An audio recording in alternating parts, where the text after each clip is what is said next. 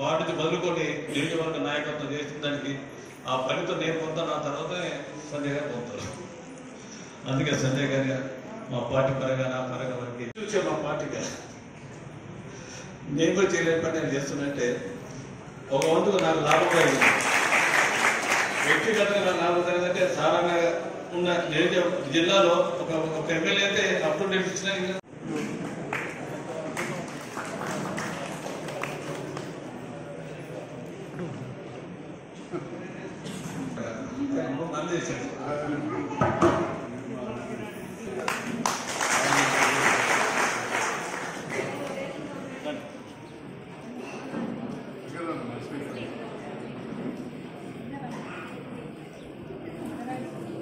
నిజంగా చెప్పాలంటే మనం 99 గ్రామాలు 60 వార్డులు కూడా ప్రతి వార్డులో, ఎందుకంటే గౌరవ మాజీ మంత్రులకు ఇన్ఛార్జ్ సారణ గారు తెలుసు, మీడియా ద్వారా ట్విట్టర్లు వాట్సాప్లు ఇవన్నీ ఉంటుంటే అన్ని కూడా సమాచారం మన వద్ద ఉంది. 13 నియోజకవర్గాలను కూడా ప్రతిరోజు వారు పర్యవేక్షిస్తున్నారు. నాతోటే ఏదైనా 20 సార్లు మాట్లాడారు. మరి చాలా విషయాలు తెలుసు. అయినా కానీ మీ అందరి ముందు కూడా ఒకసారి తెలియజేస్తుంది సార్. మేము ఇక్కడ 29 గ్రామాలు ఉంటే, అదేవిధంగా 12 వార్డులు ఉంటే, ప్రతి 5-6 గ్రామాలకు ఒక చోట కూర్చొని వాళ్ళనే సభ్యులను ఎన్నిక చేసుకోమని చెప్పి, ఆ తర్వాత ఒక కుటుంబ సమ్మేళనం లాగా కలిసి భోజనం చేసి వెళ్ళామని చెప్పి ఈ సభాముఖంగా మరొకసారి వారు తెలియజేస్తాం. ఇది ఒక మన మండలమే కాదు, జగిత్యాలకు సంబంధించిన 5 మండలాలు, అదేవిధంగా జగిత్యాల పట్టణం చాలా పెద్ద మున్సిపాలిటీ, 45 వార్డులు, అది కూడా 6 చోట్ల 7 చోట్ల మీటింగ్లు పెట్టుకొని 7 చోట్ల కూడా అన్ని కమిటీలు కూడా వేసుకోవడం జరిగింది. కమిటీలన్నీ కూడా పూర్తి స్థాయిలో వేసుకున్నాం.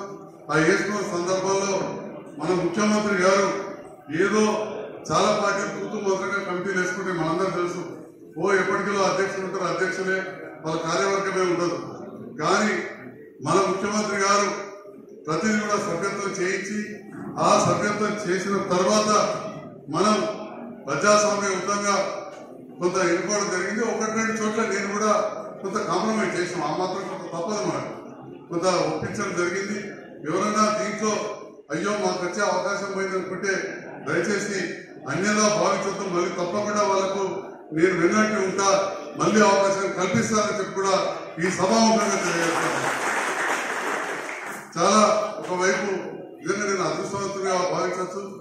రాజకీయాల్లోకి అనుకోకుండా రావడం మన ప్రధాన కార్యదర్శి గారికి ఒక్కసారి తెలియజేస్తాను. ఎందుకంటే ఆనాటి బాధలు ఇక్కడ ఉన్న ఇప్పుడు మున్సిపల్ చైర్మన్ గారికి తెలుసు, లేదా ఇంక కొంతమంది నాయకులకు తెలుసు.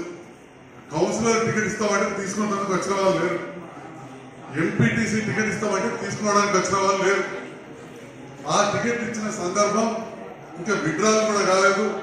నన్ను అప్పుడు కవితమ్మ గారు పిలిచి ప్రోత్సహించి నిలబడాలన్నా అంటే అలాంటి క్లిష్ట సమయంలో గౌరవ పార్టీ అధ్యక్షులు, ఈనాటి ముఖ్యమంత్రి గారి ఆదేశం మేరకు నేను పోటీ చేశాను. చాలా ఘోరమైన పరిస్థితి అన్నాడు. మరి అటువంటి సందర్భంలో అప్పుడు 27 గ్రామాలు ఉంటే ఒక్క సర్పంచ్ గారికి, మొట్టమొదటి సర్పంచ్ గారు మా అన్న రాజరెడ్డి అన్న వారి భార్యను తీసుకొని వచ్చి పార్టీలో జాయిన్ అయ్యారు. అప్పటికి ప్రభుత్వం వస్తుందా తెలియని, రాదా తెలియని మొదటి సర్పంచ్ నాకు టికెట్ ఇచ్చినందుకు వారు వచ్చారు. అట్లనే జగిత్యాల నుంచి మోతే కావచ్చు, మా బాలకుటుంబం గారు, తుంగూరు శంకరన్న గారు, అట్లా దగ్గర 10 సర్పంచ్లు వచ్చారు. ఇక ఆ తర్వాత జరిగిన సంఘటన అన్నకు చెప్పాలి. ఒకవైపు టికెట్ తీసుకున్నందుకు లేరు, కానీ కొద్దిమంది ఎక్కడైతే మీరు తీసుకున్న దాంట్లో మొత్తం ఉమ్మడి జిల్లాలో ఎక్కడ అయినా కాలేదో నాకు తెలియదు. కానీ సార్ మా ఇక్కడ జిల్లాలో అయితే కాలేదు, ఇప్పుడు జిల్లా తుంగూరు అనే ఒక అతిపెద్ద గ్రామం, నా సొంతూరు అంతర్గత గ్రామం, 2 యునానిమస్ అయిపోయింది ఎంపీటీసీ. అప్పుడు అది నాకు ఒప్పుకొచ్చింది. ఎదురుగానేమో మహా అనుభవమైన నాయకుడాక నేను కొత్తగా కాంగ్రెస్ యునానిమస్ కాలేదు సార్, తెలుగుదేశం పార్టీకి రాష్ట్ర అధ్యక్షుడు యునానిమస్ కాలేదు, టీఆర్ఎస్ పార్టీకి 2 ఎంపీటీసీలు యునానిమస్ అయినాయి తుంగూరు అంతర్గం. ఇంకా వాళ్ళు ఏదైతే పోతున్నది, సంజయ్ వచ్చిండు, మా రాజరెడ్డి అన్న అసలు ఇక అందరు ఉన్నారు, పాత ఉన్నారు, బ్రహ్మదేవకి వచ్చింది, మళ్ళీ ఇంకా ఉదయక్క లాంటి పాత నాయకులు, వేలు లాంటి వాళ్ళు చాలా మంది ఇదొక పోతున్నది అని చెప్పి చాలా అప్రమత్తమైన. మాకేమో మొదటి ఎలక్షన్ అయిపోయింది. వాళ్ళిద్దరు కూడా గౌరవ ముఖ్యమంత్రి గారు అప్పుడు ఎంపీ పోటీ చేస్తే వారి మీద పోటీ చేసిన నాయకులు మనకు రమణన్న గారు, జీవరెడ్డి గారు, అయినా కానీ కొద్దితో ఓడిపోయినాం. 4.5 సంవత్సరాలు ఓడిపోయి మరొక సామాన్య కార్యకర్తలాగా ఇన్ఛార్జిగా తిరిగినాం. ఎందుకు నేను చెప్తున్నా ఇన్ఛార్జిగా అంటే, ఇప్పుడు ఏదైతే పార్టీ బాధ్యతలు తీసుకుంటున్నారో మీ అందరికి కూడా చాలా గొప్ప గౌరవం ఉంటుంది. అప్పుడు కూడా అధికారంలోకి వచ్చింది ప్రభుత్వం, కానీ నాకు ఏమీ లేదు, only party in-charge. Hanuman sir కూడా వారి కోడలు ఓడిపోయింది, వారు కూడా సర్పంచ్ నిలబడి ఓడిపోయారు. రమక్క ఓడిపోయి ఉండే, ఉదయక్క ఓడిపోయి ఉండే, లింగన్న ఓడిపోయాడు. 700 ఓడిపోయాడు. అయినా కానీ ఎవరు కూడా ఎంతమంది చేయలే. ఏ పదవులు లేకుండా గ్రామాలు తిరిగినాం, అభివృద్ధి కార్యక్రమాలు పరిశీలించినాం. ఆ రకంగా అలాంటి సీనియర్ నాయకుల మీద మనం 63,000 మేరతో 1,04,000 ఓట్లు 99 గ్రామాలు, అప్పుడు 80 ఉండే, 80 గ్రామాలలో మనకు మెజార్టీ వచ్చింది, నాకు ఇచ్చింది. ఆ తర్వాత పట్టణాలు వచ్చింది, మనం మున్సిపాలిటీలు గెలుచుకున్నాం, మండలాలు గెలుచుకున్నాం. సహకార బ్యాంకులు ఎన్నడూ కూడా ఈ ప్రాంతంలో తెలుగుదేశం పార్టీ ఎన్టీ రామారావు హవాలా కూడా గెలవలేదు. జగిత్యాల మున్సిపాలిటీ ఎన్టీ రామారావు గారి హవాలా కూడా మంత్రులైనా కానీ అప్పుడు గెలిపించుకోలేకపోయారు. జగిత్యాల నుంచి తెలుగుదేశం నుంచి మంత్రులైన కైనా గెలిపించుకోలేదు. జగిత్యాల మండలం అయినా గెలిపించుకోలేదు. కానీ ఇవాళ మనం మండలం జడ్పీటీసీని గెలిచి అన్ని మండలాధ్యక్షులు, సహకార బ్యాంకులు, జిల్లా డైరెక్టర్లు, అదేవిధంగా జిల్లా పరిషత్ చైర్మన్ కూడా మనం ఇక్కడ నుంచి చేసుకోవడం జరిగింది. మరి ఆనాడు నాకు ఎవరు కూడా పూర్తి లిబర్టీ ఇచ్చారు, ఇక పలానా వాళ్ళకి టికెట్ ఇవ్వద్దని ఇక్కడ కూడా ఒత్తిడి తీసుకురాలేదు.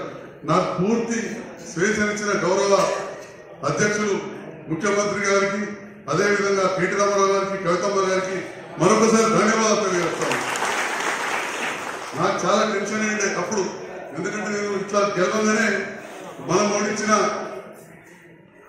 మొత్తం కండోలు గెలవగానే కొద్ది రోజులకే మళ్ళీ జీవన్రెడ్డి గారు ఎమ్మెల్సీ అవ్వడం, దురదృష్టవశాత్తు కవితమ్మ ఓడిపోవడం జరిగింది. మరి ఆ సందర్భంలో పార్టీ బలోపేతంగా ఉండాలని చెప్పి నాయకు నేనే మంచి చదువుకున్న మున్సిపల్ చైర్మన్, ఇక్కడ ఒక పెద్ద విద్యావంతుడు లెక్చరర్ గారు, వాళ్ళ మామ ఇక్కడ ఎమ్మెల్యే ఉండి, వారు అక్కడనే జగిత్యాల మున్సిపల్ చైర్మన్ మంచి డాక్టరు, వాళ్ళ కుటుంబం కూడా రాజకీయ కుటుంబమే. ఎందుకంటే రైతు బంధు ఏ విధంగా దళిత బంధు కూడా ఉంది, 10 లక్షలు ఇచ్చింది. ఆ కుటుంబాన్ని ఆదుకోవడానికి ఘనత కేసీఆర్ ఒక్క కాన్సెప్ట్ వెనుకలు చేసేది కాదు, ఎప్పుడో శాసనసభలో సభలో చట్టం చేసినారు. ఆ చట్టాన్ని ప్రాజెక్ట్ రిపోర్ట్గా ఉదాహరణ చేస్తుంది కాదు. ఇన్ని రకాల సంక్షేమ కార్యక్రమాలు చేస్తున్న పార్టీని ఆస్వాదించాలి. ఎవరైనా సరే సిఐ గారు కానీ కేటీ గారు మందలిస్తే కాస్త గ్రామ స్థాయి నుంచి మండల స్థాయి నుంచి నియోజక స్థాయి కూడా సరైన రీతిలో మనమంతా మీడియా కమ్యూనికేషన్ కూడా వస్తాం. సోషల్ ఉండేది ఉన్నదంటే లేనట్లేదు, అట్లా చీటింగ్ చేసేది బీజేపీ పార్టీలు. దయచేసి సరే ముందు చెప్పాలంటే సోషల్ మీడియా వ్యక్తులతో సపరేట్ కమ్యూనికేషన్ కాదు. మన వర్కింగ్ ప్రెసిడెంట్ గారు ఐటీ మంత్రి అయిన తర్వాత ప్రత్యేక శ్రద్ధ తీసుకొని కాసపుతో చదువుకున్న గ్రామ సమితి మండల నాయకులందరూ కూడా ఉత్సాహం కోసం ఐటీ ఇండస్ట్రీ కూడా అందరూ ఉపాధి కోసం ప్రయత్నిస్తున్నారు. ఎంతో మంది ఒకే ఉపాధి చేస్తున్నారు కదా. ఇండస్ట్రీ కూడా రావడానికి ఎంతో కష్టం ఉంది. ఏదేమైనా టీఆర్ఎస్ పార్టీ వేరు, ప్రభుత్వం వేరు. టీఆర్ఎస్ వచ్చిందంటే గ్రేట్ దగ్గర కాన్సెన్స్ వచ్చింది, అట్లే మార్కెట్ కంపెనీ కలిసి ఇలాంటి కార్యక్రమాలు ఎలా కంపెనీ కూడా మరి ఆయన రాత్రులతో పంపాలని వార్డు సభ్యులుగా, సర్పంచ్గా, సంస్థగా, జిల్లా చైర్మన్గా, ఎంపీగా దేశ ప్రధానమంత్రికి అధ్యక్షత వహించిన అధ్యక్షుడు, జిల్లా కమిటీ అధ్యక్షుడు చొక్కరాకి లతాత గారు. చొక్కరా కింద పనిచేసిన అంటే సంజయ్ అన్న ఎంత తక్కువ మాట్లాడుకుంటాం, నాకేం సంబంధం అన్నాడు. మీరు అంత చిన్న ఆ అనుభవం ఉంటున్నంత నటిస్తుంది. అలాంటి నాయకుడు దొరుకుడు క్లియర్గా లేదు, అదృష్టంగా నేను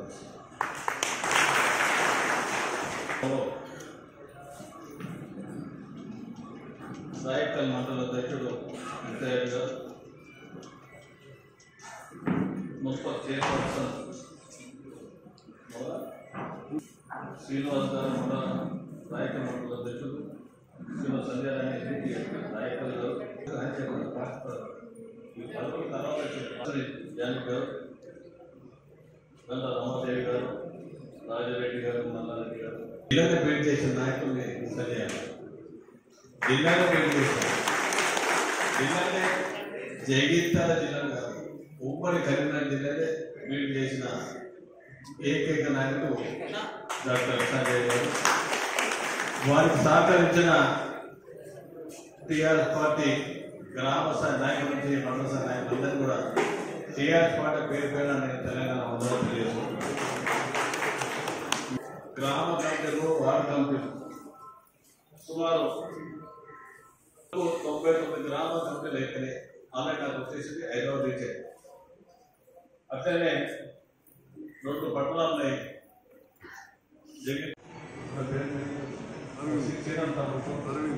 అరవింద్ చిన్న పోడు అని జ్ఞానోదయం ఒక మేధావులు అర్థం కాదు. ఆ బండి సంజయ్ పోయింది.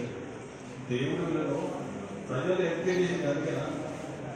భారతదేశంలో 29 రాష్ట్రాలు, తెలంగాణ రాష్ట్రం, టీఆర్ఎస్ పార్టీ, కేసీఆర్ ప్రజా సంక్షేమాన్ని రాష్ట్ర ప్రభుత్వం సమానంగా తీసుకెళ్తున్న ఏకైక నాయకుడు భారతదేశం మన కేసీఆర్. రాగానే కరెంటు ప్రాబ్లం సంబంధించి భారతదేశం ఏకైక నాయకుడు మన కేసీఆర్. సాగునీటు, తాగునీటి పరిష్కరించి మన నాయకుడు కరెంటు ఎన్ని ఇబ్బందులైంది. అంతేకాకుండా ఈరోజు ఎన్నో రకాల సంఖ్యాపరాలు, కళ్యాణ లక్ష్మి, షాదీ విభాగం, ఒంటరి మహిళ పేరు ఎవరు తెలుగుతాం. కర్మగారి భర్త ఉండి లేనట్టు కానీ భర్త కర్మగారి పోతే ఆ తల్లిదండ్రులు కుటుంబాన్ని బాగుండాలని ఆలోచించి ఆ ఆడపడుచుకు నేనే తండ్రి సంతానంలో తమ్ముడని ఆశీర్వదించాడు. 57 సంవత్సరాలందరూ కూడా ఈరోజు పెన్షన్ ఇస్తాం 2000 నుంచి, వికలాంగుడికి 3500 ఇస్తుంది. అంతేకాదు రైతు బీమా, రైతు పెట్టుబడి, అంతేకాకుండా గులాబీ అందరూ కూడా సభ్యత తెలుసుకుని అందరికీ కూడా 2 లక్షల జీవితాల బీమా కల్పించింది. భారతదేశంలోనే ఏకైక పార్టీ టీఆర్ఎస్ పార్టీ గులాబీ దళం. జాతీయ స్థాయిలో కాంగ్రెస్ పార్టీ కానీ, జాతీయంలో భారతీయ జనతా పార్టీ రాష్ట్ర దేశాన్ని ఏలుకున్నా కానీ, ఎన్నో రకాల మన సంబంధించిన రీజనల్ పార్టీస్ కానీ, సౌత్ ఇండియా కానీ, దక్షిణ ఉన్నా కానీ ఎవరు పార్టీ కార్యకర్తలు దృష్టి పెట్టుకునే వ్యక్తులు ఈనాడు మన పార్టీ, మన కుటుంబ సభ్యులు గులాబీని నమ్ముకున్నాడు. నా కుటుంబ సభ్యులైన వాళ్ళు వచ్చి ఏమైనా కర్మకాలు ఏమైనా అయితే టీఆర్ఎస్ పార్టీ అండగా కూడా 2 లక్షల జీవితాలు కల్పించాలి. ఏకైక పార్టీ భారతదేశంలో టీఆర్ఎస్ పార్టీ, కేసీఆర్